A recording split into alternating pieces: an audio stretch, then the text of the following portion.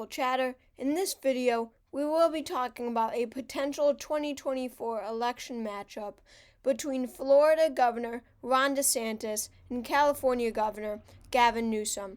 Now, this is a rivalry between DeSantis and Newsom that has been going on for quite a bit of time now. If you remember, Gavin Newsom ran ads in the state of Florida while he was running his own re-election campaign. He was running ads all the way in Florida, basically promoting him in a potential presidential candidacy, but more so bashing the Republican Party and Ron DeSantis. So they have had quite a bit of a rivalry. And I see this as more of a 2028 matchup. I see with Biden not being able to run, or with Biden certainly not running again in 2028, and Donald Trump certainly not running again in 2028, we are going to have a new, fresh set of candidates for each party. Both DeSantis and Newsom, I see, are potential Republicans and Democrats that could rise up in the primary, especially DeSantis, because he has really taken over the Republican Party since Election Day. And they could both win their respective parties' nominations. And I could definitely see this as a 2028 matchup. But in this video, this will just be a 2024 matchup as it has been requested by my Patreon supporter, Sammy. Go donate to my Patreon. Find the link in my community tab somewhere. But anyway, let's get into this video. So, 2024. So, safe Democratic states. California, his home state. Hawaii. Oregon would be safe in this scenario. Washington, New York, Maryland, D.C., Massachusetts, Rhode Island, and Vermont. Maine's first would be safe. And Illinois would be safe. That's going to be it. Safe states for DeSantis. So these are states that are 15% margin or higher. Utah, Wyoming, Idaho, Montana, North Dakota, South Dakota. In this scenario, Alaska would be safe. Nebraska at large. Nebraska's first. Nebraska's third. Kansas, Oklahoma, Louisiana, Arkansas, Missouri, Kentucky, Tennessee, Mississippi, Alabama, Indiana, West Virginia, South Carolina would not be safe. That's it. Okay, so with all the safe states, DeSantis has 116, Newsom has 157. 270 are needed for the presidency. So now let's get into some likely states. So these states, we really know how they're going to vote, but they are not quite safe, and they're a bit closer. So these are states that are decided by 5 to 15% in my predictions. Okay, where do we start? New Mexico and Colorado, two states that I believe would go likely for Newsom.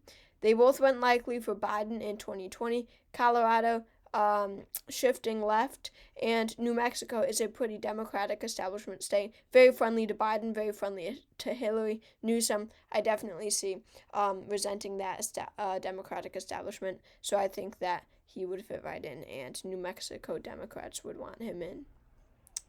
And then we have these very Democratic states that went safe for Biden in 2020, but wouldn't quite be safe in 2024, as it won't be as much of a blue wave year. That being Delaware, because Biden is off the ticket. New Jersey, Connecticut, which is shifting very red. Maine at large would be likely for Gavin Newsom. State of Virginia would be likely for Gavin Newsom as, they're going to be, sure they elected Glenn Youngkin, but voters are in Virginia, Democrats in Virginia are going to be a lot more partisan on the presidential level or on the Senate level than they are on the gubernatorial level. So I don't see much hope for Ron DeSantis in Virginia. I definitely see state of Virginia as a Newsom state. Going to likely DeSantis states. Where do we start? Iowa and Ohio would be very close to being safe. Iowa especially would basically be safe. I'm thinking a 14% win for DeSantis. Newsom will not have any of that appeal for the state of Iowa. Moving on to the state of Texas. Sure, Texas is shifting blue, but it really has slowed down. in the most recent couple or few years. So, and Newsom, I don't see this as a, really special kind of guy that could somehow flip Texas blue the way that Beto was almost able to do in 2018. I don't really see him having that type of energy to turn out enough independent voters or voters who had never voted before to turn Texas blue. Ron DeSantis wins Florida, especially because he's from the Sun Belt. Florida would be insanely close to being safe. This is a 14% margin. And I know what you're thinking. I know no one is thinking this, but I'll say it anyway.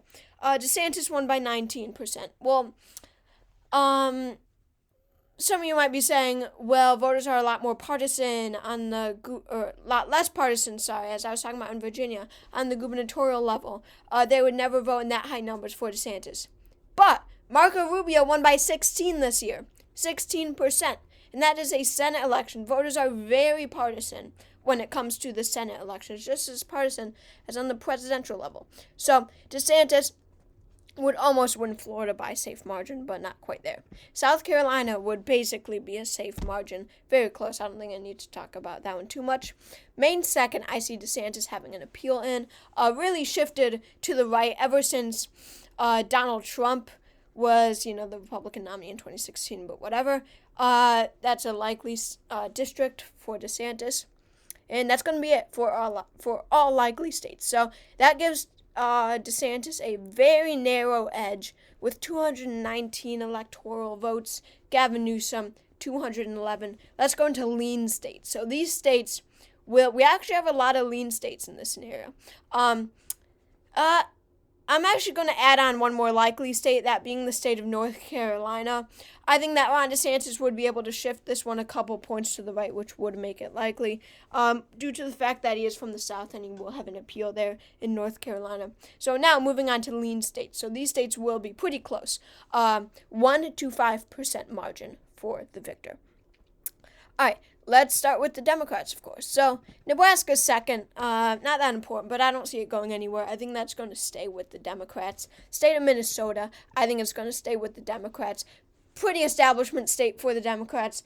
Tim Walz won big here this year, the governor. So, I don't think Newsom will have that hard of a time winning the state of Minnesota. Where do we go next? This is tough. I think this is going to be it. This is going to be it.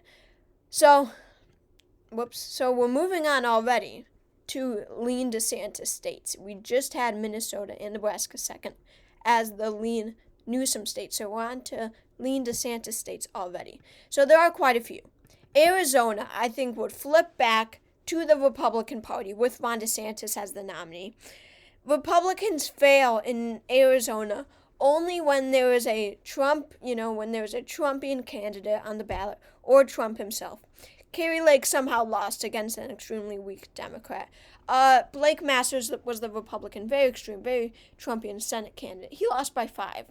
It's hard for a Democrat to win by 5 in a statewide election in Arizona, okay? That really says something about the Republican candidate. So I think that DeSantis, he will seem as more of a moderate rather than an extremist like Trump.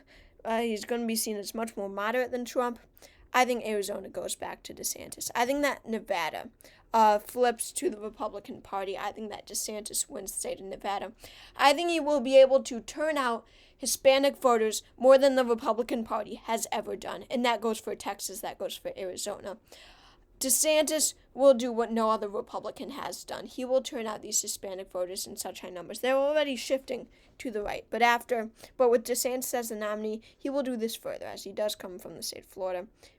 Hispanic voters will be glad to vote for him. Moving on to... where do we go next? I'm going to go Wisconsin here. I don't see Newsom winning this state. I don't really see this being that close as it was in 2020. I say DeSantis wins this. He will be able to shift it a couple points to the right. Biden only won it by 0.6 in 2020. Very narrow win for Biden.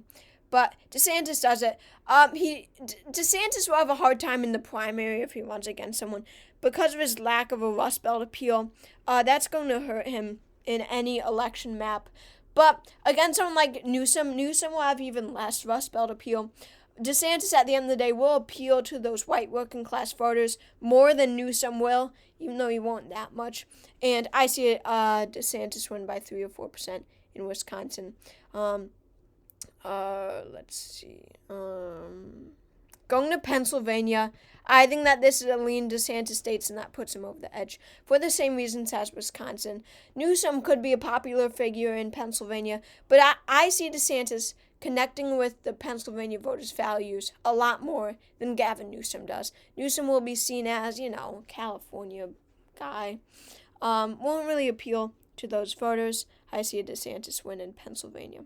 That's going to be it for lean states. So that puts DeSantis at 281, 11 more than he needs. Ron DeSantis elected the next president of the United States, Gavin Newsom, with 222.